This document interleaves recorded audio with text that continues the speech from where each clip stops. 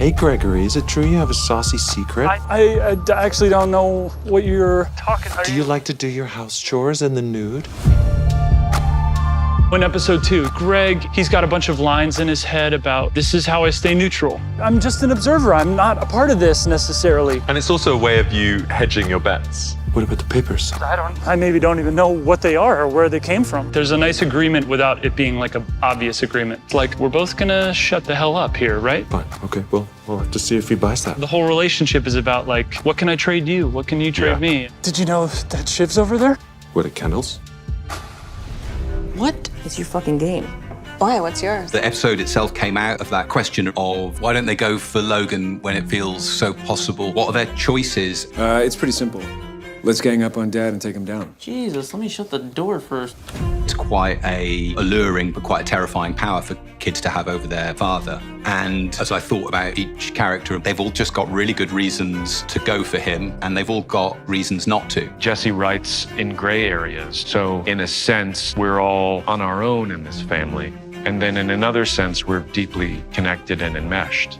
Where are you at? Just hear him out and report. I think Roman is fully in Dad's court, because if we banded together and got rid of Dad, there's an uncertainty as to who's sort of in charge, and I will not work for my siblings. I could oversee us as CEO on paper as we shift to these spheres of influence and evaluate what is core as we move forward. So you'll oversee us.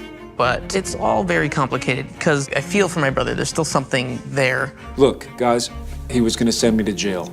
But also, Shiv's got some sort of agenda.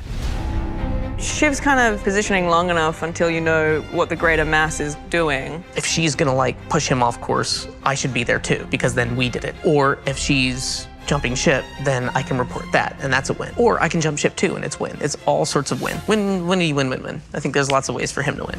Dad sent donuts. What the fuck?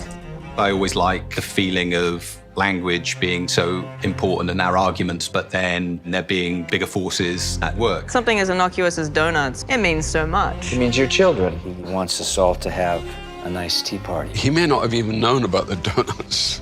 He's gonna know. Of course he is. I think it's to do with making sure they're fed. I think it's a caring gesture. They're in a little bit of a Garden of Eden, and it's a bit like the donuts are God saying, I see you there, and you're all naked and you're all disgusting, and just being seen is enough to change how you feel very dramatically. How diabolical is that?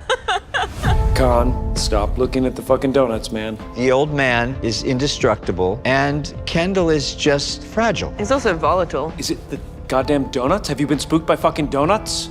That's pathetic, Shiv. But behind all anger is fear. You're a fucking prick. Oh, thanks for Good telling me night. in person. Good night. I had expectations of things going a certain way for me. What? But we're a family that has a lot of conflict and tension, and if that has been part of your identity structure, I think there's a need for that opponent. I think I need to get back to the city. People need to see a little family unity.